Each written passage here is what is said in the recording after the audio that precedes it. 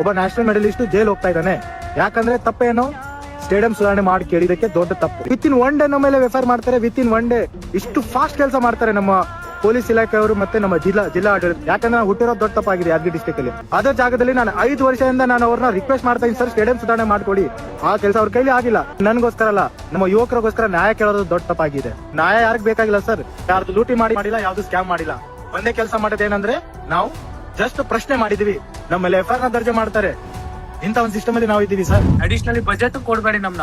ಅದು ಏನ್ ಅನುದಾನ ಬಂದಿದೆ ಅದ್ರಲ್ಲಿ ರಿಪೇರಿ ಮಾಡ್ಕೊಟ್ರೆ ಅದು ಪ್ರಶ್ನೆ ಕೇಳಿದ್ರೆ ನಮ್ ಮೇಲೆ ಈ ತರ ದೌರ್ಜನ್ಯಗಳು ಸ್ಟಾರ್ಟ್ ಮಾಡ್ತಾರೆ. ಅವರು ವಿಡಿಯೋ ಸ್ಟಾರ್ಟ್ ಮಾಡಾದ್ಮೇಲೆ ನನ್ ಮೇಲೆ ಆಗ್ಲೇ ಧಮಕಿಗಳು ಬರೋ ಸ್ಟಾರ್ಟ್ ಆಗತ್ತೆ, ಕಾಲ್ ಸ್ಟಾರ್ಟ್ ಮಾಡ್ತಾರೆ ನನ್ನ. ಈಗ ಅವರು ಪೊಲಿಟಿಕ್ ಅಜೆಂಡಾ ಇರ್ಬೋದು, ನಿಂದು ಪಾಸ್ಬುಕ್ ಕ್ಯಾನ್ಸಲ್ ಆಗತ್ತೆ, ನೀನ್ ನಾಳೆ ದಿನ ಈ ಜಿಲ್ಲಾ ಬಿಟ್ಟು ಹೋಗಂಗಿಲ್ಲ ನೀನು. ನಾವು ಫಾಲೋಅಪ್ ಅಲ್ಲಿ ಇರ್ತೀವಿ ಅವ್ರಿಗೆ, ಸರ್ ಯಾವಾಗ ಬರ್ಬೇಕು ಏನಂತ ಹೇಳ್ರಿ ಪ್ಲೀಸ್ ಅಂತ ರಿಕ್ವೆಸ್ಟ್ ಮಾಡ್ತಾ ಇರ್ತೀವಿ. ಆದ್ರೆ ಅವ್ರ ಕಡೆ ಯಾವ್ದು ರೆಸ್ಪಾನ್ಸ್ ನಮ್ಗೆ ಬರಲ್ಲ. ನಾನು ಲೋಕೇಶ್ ರಾಠೋಡ್ ಆಗಿ ನಾನು ಪೆಟ್ರೋಲ್ ಹಾಕ್ ಪ್ರಯತ್ನ ಮಾಡಿದ್ದೀನಂತೆ ನನ್ನ ಮೈ ಮೇಲೆ. ಒಂದು DC ಸಾಹೇಬ್ ನನಗೆ ನೇರ ಧಮಕಿ ಹಾಕ್ತಾರೆ, ನೀನ್ ಗೊತ್ತಿದಪ್ಪ ನನ್ ಪವರ್ ಯೂಸ್ ಮಾಡಿದ್ರೆ ಏನಾಗತ್ತೆ ನಿನ್ ಮೇಲೆ, ನ್ಯಾಯ ಕೇಳಕ್ ಹೋದ್ರೆ ನಮ್ಮ ಮೇಲೆ ಎಫ್ಐಆರ್ ಫೈಲ್ ಆಗ್ತಾರಲ್ಲ ಅವ್ರು. ಅವ್ರಿಗೆ ಗೊತ್ತಿಲ್ಲ ಯುವಕರು ಒಬ್ಬ ಧ್ವನಿ ಅಂತಂದ್ರೆ ಏನ್ ಬೇಕಾದ್ರೆ ಚೇಂಜ್ ಆಗ್ಬೋದು ಅಂತ ಹೇಳಿ. ಲೋಕೇಶ್ ರಾಥೋರ್ ಅನ್ನುವಂಥ ಒಬ್ಬ ಅಥ್ಲೆಟ್ ಒಂದು ವಿಡಿಯೋ ಮಾಡ್ತಾರೆ. ಒಂದು ಗ್ರೌಂಡಲ್ಲಿ, ಯಾದಗಿರಿಯ ಗ್ರೌಂಡಲ್ಲಿ ವಿಡಿಯೋ ಮಾಡ್ತಾ, ಇಲ್ಲಿ 5 ವರ್ಷದಿಂದ ನಾನು ಈ ಗ್ರೌಂಡನ್ನು ಸರಿ ಮಾಡಿಸಿ, ರಿಪೇರಿ ಮಾಡಿಸಿ, ಸೌಲಭ್ಯಗಳನ್ನ ಕೊಡಿ ಅಂತ ವಿಡಿಯೋ ಮಾಡಿದ್ದೀನಿ. ಆದರೆ ಯಾರು ಒಬ್ರು ಅದ್ರ ಬಗ್ಗೆ ತಲೆ ಕೆಡಿಸ್ಕೊಂಡಿಲ್ಲ. ಈಗ ಒಂದು ವಿಡಿಯೋ ಮಾಡಿ ಸೋಷಿಯಲ್ ಮೀಡಿಯಾದಲ್ಲಿ ಹರಿಬಿಟ್ಟೆ ಅನ್ನೋ ಕಾರಣಕ್ಕಾಗಿ, ಅದು ವೈರಲ್ ಆಗಿ ಎಲ್ಲರನ್ನ ತಲುಪ್ತು ಅನ್ನೋ ಕಾರಣಕ್ಕಾಗಿ ನನ್ನ ಮೇಲೆ ಒಂದೇ ಒಂದು ದಿನದಲ್ಲಿ FIR ಹಾಕಿದ್ದಾರೆ. ನಾನು ಇದಕ್ಕೆ ಬಲಿಪಶು ಆಗ್ತಾ ಇದ್ದೀನಿ, ಅದ್ರ ಜೊತೆಗೆ ನನಗೆ ಬೆದರಿಕೆ ಕರೆ ಬರ್ತಾ ಇವೆ ಅಂತೆಲ್ಲ ಹೇಳಿದ್ರು. ನಾನು ಇವತ್ತು ಜೈಲ್ ಹೋಗ್ತಾ ಇದ್ದೀನಿ. ಒಬ್ಬ ನ್ಯಾಷನಲ್ ಮೆಡಲಿಸ್ಟ್ ಜೈಲ್ ಹೋಗ್ತಾ ಇದ್ದಾನೆ. ಯಾಕಂದ್ರೆ ತಪ್ಪೇನು, ಸ್ಟೇಡಿಯಂ ಸುಧಾರಣೆ ಮಾಡಿ ಕೇಳಿದಕ್ಕೆ ದೊಡ್ಡ ತಪ್ಪು. ಏನಂತ ಎಫ್ಐಆರ್ ಆಗ್ತಾರೆ ನಮ್ಮ ಮೇಲೆ, ಏನಂತ ಕೇಸ್ ಮಾಡ್ತಾರೆ ನಮ್ಮ ಮೇಲೆ, ನಾವು ಅವ್ರಿಗೆ ಬೈದಿದ್ದು ಅಂತ ಹೇಳಿ. ವಿತ್ ಇನ್ 1 ಡೇ ನಮ್ಮ ಮೇಲೆ ಎಫ್ಐಆರ್ ಮಾಡ್ತಾರೆ. ವಿತ್ ಇನ್ 1 ಡೇ ಇಷ್ಟು ಫಾಸ್ಟ್ ಕೆಲಸ ಮಾಡ್ತಾರೆ ನಮ್ಮ ಪೊಲೀಸ್ ಇಲಾಖೆಯವರು ಮತ್ತೆ ನಮ್ಮ ಜಿಲ್ಲಾ ಆಡಳಿತ. ಮೇಲೆ ಎಫ್ಐಆರ್ ಮಾಡಿ ಸರ್, ಯಾಕಂದ್ರೆ ನಾವು ಹುಟ್ಟಿರೋದು ದೊಡ್ಡ ತಪ್ಪಾಗಿದೆ ಯಾದಗಿರಿ ಡಿಸ್ಟ್ರಿಕ್ಟ್ ಅಲ್ಲಿ. ಇಷ್ಟು ಫಾಸ್ಟ್ ವರ್ಕ್ ನನ್ನ ಲೈಫ್ ಅಲ್ಲಿ ಎಲ್ಲಿ ನೋಡಿಲ್ಲ. ಅದೇ ಜಾಗದಲ್ಲಿ ನಾನು 5 ವರ್ಷದಿಂದ ನಾನು ಅವ್ರನ್ನ ರಿಕ್ವೆಸ್ಟ್ ಮಾಡ್ತಾ ಇದ್ದೀನಿ, ಸರ್ ಸ್ಟೇಡಿಯಂ ಸುಧಾರಣೆ ಮಾಡ್ಕೊಡಿ. ಆ ಕೆಲಸ ಅವ್ರ ಕೈಲಿ ಆಗಿಲ್ಲ. ಬಟ್ ನನ್ನ ಮೇಲೆ ಎಫ್ಐಆರ್ ಮಾಡ್ಬೇಕಿತ್ತು, ಅದು ವಿತ್ ಇನ್ 1 ಡೇ ಅಲ್ಲಿ ಮಾಡ್ಕೊಟ್ಟಿದ್ದಾರೆ. ನಾನು ಅವ್ರಿಗೆ ಸಲ್ಯೂಟ್ ಹೊಡೆದು ಒಂದ್ ಸಲ ಮುಡಿಬೇಕಂತ ನನ್ನ ಅನಿಸಿಕೆ. ಬಿಕಾಸ್ ಅಷ್ಟು ಫಾಸ್ಟ್ ಕೆಲಸ ಯಾವ ವಿಷಯದಲ್ಲಿ ಮಾಡಿಲ್ಲ. ಬಟ್ ಎಫ್ಐಆರ್ ಮಾತ್ರ ವಿತ್ ಇನ್ 1 ಡೇ ನನ್ನ ಮೇಲೆ ಮಾಡಿದ್ದಾರೆ. ನನ್ಗೋಸ್ಕರ ಅಲ್ಲ, ನಮ್ಮ ಯುವಕರಿಗೋಸ್ಕರ ನ್ಯಾಯ ಕೇಳೋದು ದೊಡ್ಡ ತಪ್ಪಾಗಿದೆ. ಯಾಕಂದ್ರೆ ನಮ್ಮ ಜನಕ್ಕೆ ಅದೇ ಬೇಕಾಗಿರೋದು, ನ್ಯಾಯ ಯಾರಿಗ್ ಬೇಕಾಗಿಲ್ಲ ಸರ್, ಯಾರ್ದು ಲೂಟಿ ಮಾಡಿಲ್ಲ, ಯಾವ್ದು ಸ್ಕ್ಯಾಮ್ ಮಾಡಿಲ್ಲ. ಒಂದೇ ಕೆಲಸ ಮಾಡೋದೇನಂದ್ರೆ ನಾವು ಜಸ್ಟ್ ಪ್ರಶ್ನೆ ಮಾಡಿದೀವಿ, ಸಿಸ್ಟಮ್ಗೆ ಒಂದು ಪ್ರಶ್ನೆ ಮಾಡಿದ್ವಿ, ಅದಕ್ಕೆ ನಮ್ಮನ್ನ ಜೈಲಲ್ಲಿ ಹಾಕ್ತಾ ಇದ್ದಾರೆ. ನಮ್ಮಲ್ಲಿ ಎಫ್ಐಆರ್ ದರ್ಜೆ ಮಾಡ್ತಾರೆ. ಇಂತ ಒಂದು ಸಿಸ್ಟಮ್ ಅಲ್ಲಿ ನಾವು ಇದ್ದೀವಿ ಸರ್.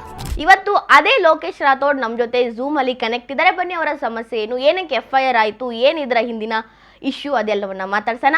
ಸರ್ ನಮಸ್ಕಾರ, ಹೇಗಿದ್ದೀರಿ? ನಾನು ಓಕೆ, ಚೆನ್ನಾಗಿದ್ದೀನಿ. ಸರ್ ನಿಮ್ದೊಂದು ವಿಡಿಯೋ ಸೋಷಿಯಲ್ ಮೀಡಿಯಾದಲ್ಲಿ ಸಿಕ್ಕಾಪಟ್ಟೆ ವೈರಲ್ ಆಯ್ತು, ನಿಮ್ಮ ಮೇಲೆ FIR ಕೂಡ ಆಯ್ತು. ಎಲ್ಲಿಗೆ ಬಂತು ಸರ್ ಕೇಸ್, ಹೇಗ್ ನಡೀತಿದೆ? ಪೊಲೀಸ್ ಸ್ಟೇಷನ್ಗೆ ವೇಟ್ ಮಾಡ್ತಾ ಇದೀನಿ ನಾನು, ಯಾವಾಗ ಜೈಲ್ ಕರ್ಕೊಂಡು ಹೋಗ್ತಾ ಇದ್ದೇನೆ ಅಂತ. ಓಕೆ, ನೀವು ಇನ್ನೂ ಹೋಗಿಲ್ಲ ಪೊಲೀಸ್ ಸ್ಟೇಷನ್ಗೆ? ಇಲ್ಲ ವೇಟ್ ಮಾಡ್ತಾ ಇದ್ದೀನಿ, ಅವ್ರು ಬಂದು ಕರ್ಕೊಂಡು ಹೋಗ್ಲಿ ಅಂತ. ನಮ್ಗೆ ಹೇಳಿ ಸರ್, ಕೇಸ್ ಏನು, ಏನಕ್ಕೆ FIR ಆಯ್ತು, ಏನದು ಇಶ್ಯೂ ಅಂತ? ನೋಡಿ ಮೇಡಮ್, ನಮ್ಮ ಯಾದಗಿರಿ ಜಿಲ್ಲೆ ಅಂತ ಎಲ್ಲರಿಗೂ ಗೊತ್ತಿದೆ, ಎಷ್ಟು ಹಿಂದೆ ಉಳಿದಿದೆ ಅಂತ ಹೇಳಿ. ಅದರಲ್ಲಿ ಎಷ್ಟೋ ಟ್ಯಾಲೆಂಟೆಡ್ ಮಕ್ಕಳು ಅವರವ್ರ ಪ್ರತಿಭೆನ ತೋರ್ಸೋ ಪ್ರಯತ್ನ ಮಾಡ್ತಾ ಇರ್ತಾರೆ. ಬಟ್ ಈ ಪ್ರತಿಭೆ ನಮ್ಗೆ ಮುಂದೆ ಬರಕ್ಕೂ ಅಡಿಯಾಳ್ತಾಳ ಏನಾಗ್ತದೆ ಅಂದ್ರೆ, ನಮ್ಗೆ ಮೂಲಭೂತ ಸೌಕರ್ಯ ಸಿಗಲ್ಲ. ಇಲ್ಲಿ ಬೇಸಿಕ್ ಫೆಸಿಲಿಟಿ ನಾವ್ ಹೇಳ್ದಂಗೆ, ಆ ಬೇಸಿಕ್ ಫೆಸಿಲಿಟಿ ನಾವ್ ಕೇಳಕ್ ಹೋದ್ರೆ ನಮ್ಗೆ ಯಾವ ರೀತಿ ನಮ್ಮಲ್ಲಿ ಫಂಡ್ ಇಲ್ಲ, ಅದು ಇಲ್ಲ ಇದಲ್ಲ ಅಂತ ಹೇಳಿ ನಮ್ನ ಬಾಯ್ನ ಮುಚ್ಚಿಸ್ತಾರೆ. ನಾನು ಅದರ ಗವರ್ಮೆಂಟ್ ಇಂದ ಇಷ್ಟೊಂದು ಫಂಡ್ ಬಂದಿದೆಯಲ್ಲ, ಎಲ್ಲಿ ಹೋಗ್ತಾ ಇದೆ ಅಂತ ಪ್ರಶ್ನೆ ಮಾಡಕ್ ಸ್ಟಾರ್ಟ್ ಮಾಡ್ತೀನಿ. ನಮ್ಮ ಯಾದಗಿರಿ ಜಿಲ್ಲಾ ಅದು ಡಿಸ್ಟ್ರಿಕ್ಟ್ ಸ್ಟೇಡಿಯಂ ಬಗ್ಗೆ ನಾನು ಒಬ್ಬ ನ್ಯಾಷನಲ್ ಮೆಡಲಿಸ್ಟ್. ಸ್ಟೇಡಿಯಂ ಹೆಂಗಿರುತ್ತೆ, ಅದ್ರಲ್ಲಿ ಅವೇರ್ನೆಸ್ ಹೇಗೆ ಕ್ರಿಯೇಟ್ ಮಾಡೋದನ್ನ ಪ್ರತಿಯೊಂದು ನಮ್ಮ ಒಂದು ಬೇಸಿಕ್ ನಾಲೆಜ್ ಇರುತ್ತೆ.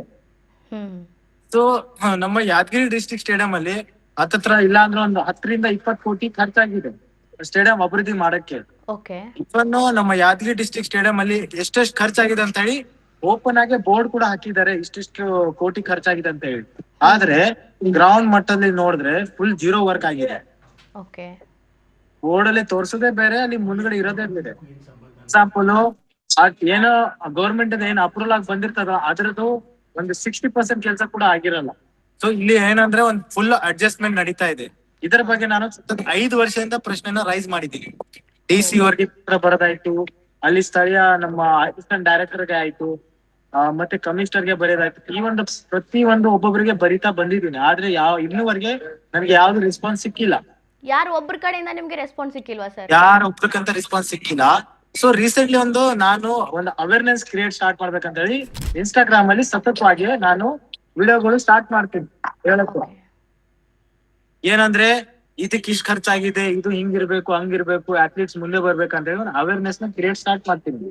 ಓಕೆ ಸೊ ಸತತವಾಗಿ ನಾನು ವಿಡಿಯೋ ಮಾಡೋದ ನನ್ ಮೇಲೆ ಸ್ವಲ್ಪ ಧಮಕಿ ಹಾಕೋದು ಎಲ್ಲ ಸ್ಟಾರ್ಟ್ ಆಗತ್ತೆ. ಸರ್, ಈಗ ನಿಮ್ಮ ವಿಡಿಯೋ ಜೊತೆಗೆ ಪ್ರಿಯಾಂಕ್ ಖರ್ಗೆ ಅವರ ಫೋಟೋ ಕೂಡ ವೈರಲ್ ಆಗ್ತಿದೆ. ಅದು ಅವ್ರಿಗೂ ಇದಕ್ಕೂ ಏನ್ ಸರ್ ಸಂಬಂಧ? ಅವ್ರದ್ದು ನಮ್ದು ಏನ್ ಸಂಬಂಧ ಇಲ್ಲ ಮೇಡಮ್, ಬಿಕಾಸ್ ಅವ್ರು ಕಲಬುರ್ಗಿಲಿ, ನಾವು ಯಾದಗಿರಿ, ಬೇರೆ ಬೇರೆ ಡಿಸ್ಟಿಕ್ ಇರೋದು. ಸೊ ಈಗ ಅವರು ಪೊಲಿಟಿಕ್ ಅಜೆಂಡಾ ಇರ್ಬೋದು ಅಥವಾ ಬಿಜೆಪಿ ಕಾಂಗ್ರೆಸ್ ನಿಮ್ಗೆ ಗೊತ್ತಿದೆ, ಅವ್ರವ್ರ ಅಜೆಂಡಾ ಇರುತ್ತೆ. ಈಗ ನನ್ ಫೋಟೋ ಹಾಕೊಂಡು ಅವರು ವೈರಲ್ ಆಗ್ತಾ ಇದಾರೆ, ಒಬ್ರೊಬ್ರ ಮೇಲೆ ಬ್ಲೇಮ್ ಮಾಡ್ಕೊಂಡು ಕಿತ್ತಾಡ್ತಾ ಇದಾರೆ. ಅದು ನನಗೆ ಅದ್ರ ಬಗ್ಗೆ ಯಾವ್ದು ಮಾಹಿತಿ ಇಲ್ಲ. ಓಕೆ, ನಿಮ್ಮ ವಿಡಿಯೋಗೆ ನೀವು ವಿಡಿಯೋ ಮಾಡಿದ್ದು ನಿಮ್ಗೆ ಯಾವುದೇ ರೀತಿ ರೆಸ್ಪಾನ್ಸ್ ಸಿಗ್ತಾ ಇಲ್ಲ ನಿಮ್ಮ ಗ್ರೌಂಡ್ಗೋಸ್ಕರ ಅಂತ ಹೇಳಿ. ಇದಕ್ಕೆ ಪ್ರಿಯಾಂಕ್ ಖರ್ಗೆ ಅವ್ರಿಗೆ ಯಾವ್ದೇ ರೀತಿ ಸಂಬಂಧ ಇಲ್ಲ, ಆದ್ರೆ ವಿಡಿಯೋ ವೈರಲ್ ಆಗ್ತಿರ್ಬೇಕಾದ್ರೆ ಅವ್ರ ಫೋಟೋ ಕೆಳಗಡೆ ಬರ್ತಾ ಇದೆ. ಹೌದು.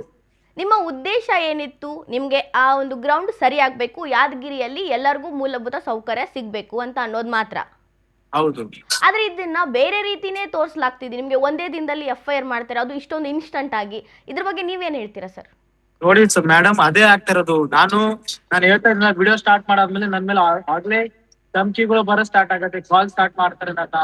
ಸೊ ನಾನು ಯಾವ ರೀತಿನ ಹಿಂದೆ ಹೋಗ್ತಲ್ಲ, ನಾನು ಮುಂದೆನೆ ಹೋಗ್ತಾ ಇರ್ತೀನಿ. ನಮ್ದು ಒಂದು ಕಲ್ಯಾಣ ಕರ್ನಾಟಕ ಯೂತ್ ಅಸೋಸಿಯೇಷನ್ ಅಂತ ಟೀಮ್ ಇದೆ. ಈಗ ಜಸ್ಟ್ ಒಂದ್ 30 ದಿವಸ ಆಯ್ತು ನಾವು ಒಂದು ಸಂಘಟನೆನ ಕಟ್ಟಿದ್ವಿ. ಅದು ಉದ್ದೇಶ ಏನಂದ್ರೆ ಚೇಂಜ್ ಆಫ್ ವಾಯ್ಸ್.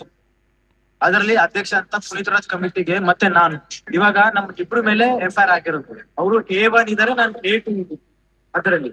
ಸೊ ನಾನು ಯಾಕೆ ಹಂಗಾಗಿದೆ ಅಂದ್ರೆ, ರೀಸೆಂಟ್ಲಿ ನಾನು ಮೆಡಲ್ ಮಾಡುವಾಗ ಅಲ್ಲಿ ಒಂದು ಜಿಲ್ಲಾ ಆಡಳಿತ ಕಡೆಯಿಂದ ಒಂದು ರೆಸ್ಪಾನ್ಸ್ ನಮ್ಗೆ ಬರಲ್ಲ, ಒಂದು ಅಪ್ರಿಸಿಯೇಷನ್ ಬರಲ್ಲ. ಅದಕ್ಕೆ ನಾವ್ ಏನ್ ಮಾಡ್ತಂದ್ರೆ, ಇವಾಗ ನಾವು ಸತತವಾಗಿ ಅವ್ರ ಪ್ರಶ್ನೆ ಮಾಡೋದು ನಮ್ಗೆ ಆನ್ಸರ್ ಸಿಗ್ತಲ್ಲ, ಇದಕ್ಕೆ ಏನ್ ಪರಿಹಾರ ತಗೋಬೇಕು.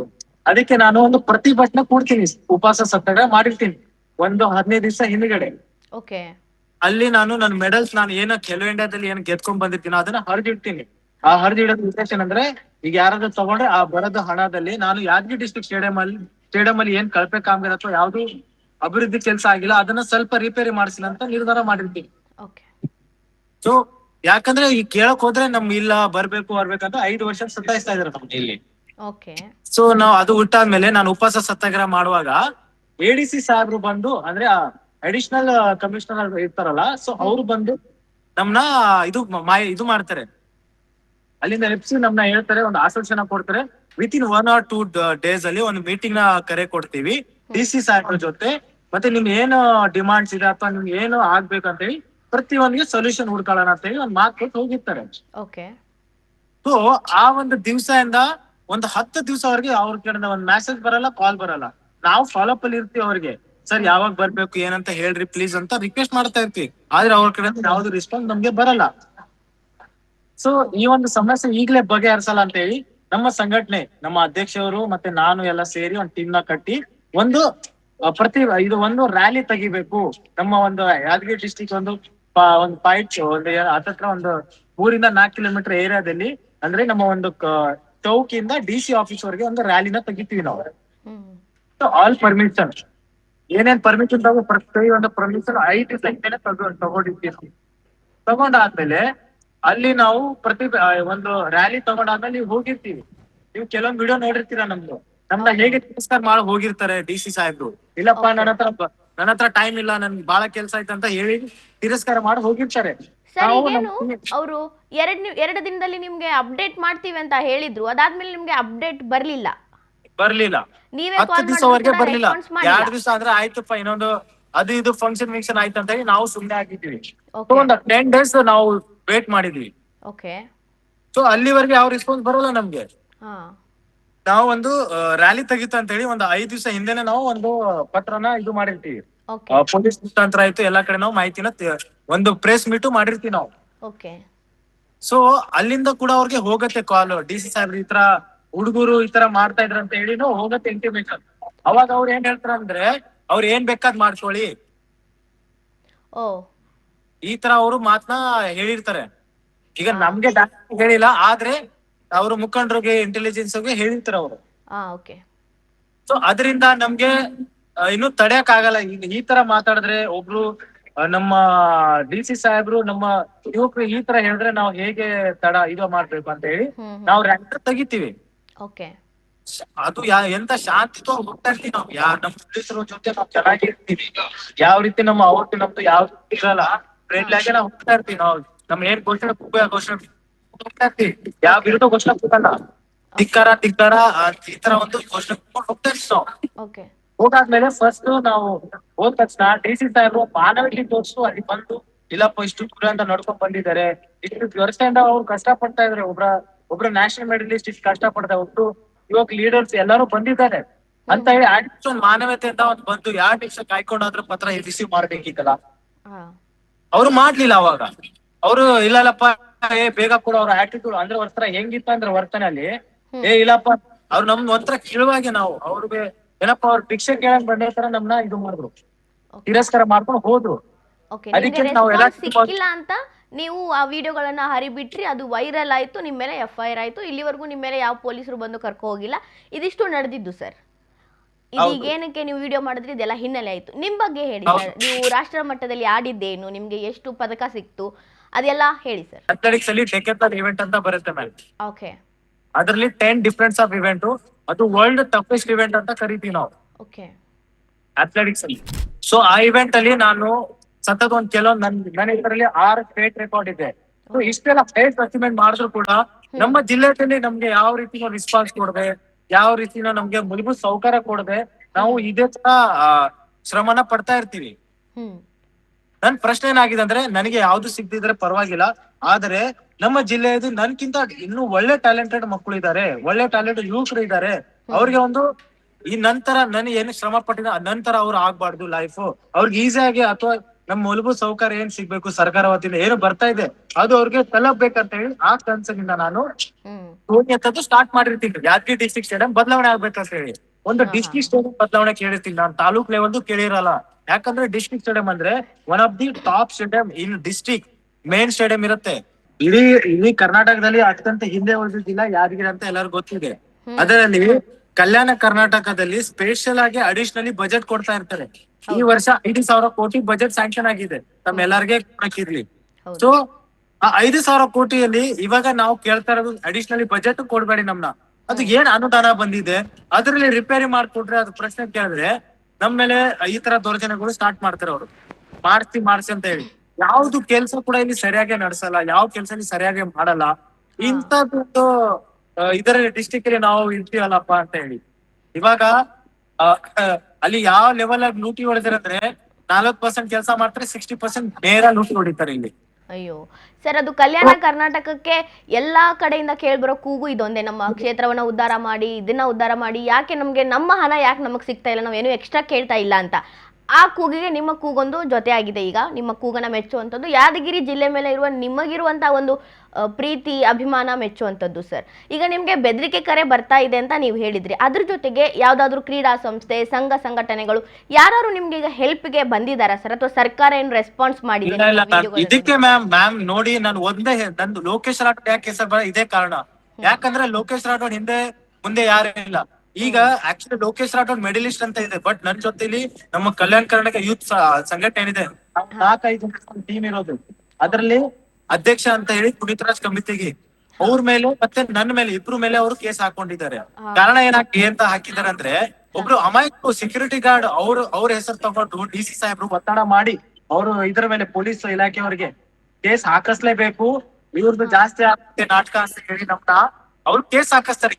ಕೇಸ್ ಅಂತ ಏನ್ ಹಾಕತ್ತಾರೆ ಅಂದ್ರೆ, ಅವರು ಸರ್ಕಾರಿ ಕಾಮಗಾರಿಗೆ ನಾವು ಹಡತಾಳ ಮಾಡಿದಂತೆ, ನಾವು ಗೇಟ್ ನ ತಳೆದಿದಂತೆ, ಪೊಲೀಸ್ ವಿರುದ್ಧ ಧಿಕ್ಕಾರ ಕೂಗಿದಂತೆ, DC ಸಾಹೇಬ್ರಿಗೆ ಧಿಕ್ಕಾರ ಕೂಗಿದಂತೆ, ಮತ್ತೆ ನಾನು ಲೋಕೇಶ್ ರಾಠೋಡ್ ಆಗಿ ನಾನು ಪೆಟ್ರೋಲ್ ಹಾಕಿ ಪ್ರಯತ್ನ ಮಾಡಿದನಂತೆ ನನ್ನ ಮೈ ಮೇಲೆ.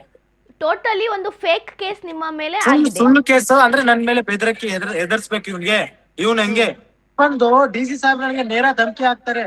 ನೀನ್ ಗೊತ್ತಿದಪ್ಪ, ನನ್ ಪವರ್ ಯೂಸ್ ಮಾಡಿದ್ರೆ ಏನಾಗತ್ತೆ ನಿನ್ ಮೇಲೆ, ನಿನ್ನ ಪಾಸ್ಬುಕ್ ಕ್ಯಾನ್ಸಲ್ ಆಗತ್ತೆ, ನೀನ್ ನಾಳೆ ದಿನ ಈ ಜಿಲ್ಲಾ ಬಿಟ್ಟು ಹೋಗಂಗಿಲ್ಲ ನೀನು, ಈ ತರ ಒಂದು ಧಮಕಿನ ಅವ್ರು ಹಾಕಿರ್ತಾರೆ ಎಲ್ಲರ ಮುಂದೆ. ಆದ್ರೂ ಕೂಡ ನಾನ್ ಸೈಲೆಂಟ್ ಇರ್ತೀನಿ, ಆಯ್ತಪ್ಪ ಏನೋ ಒಂದಂತ ಹೇಳಿ.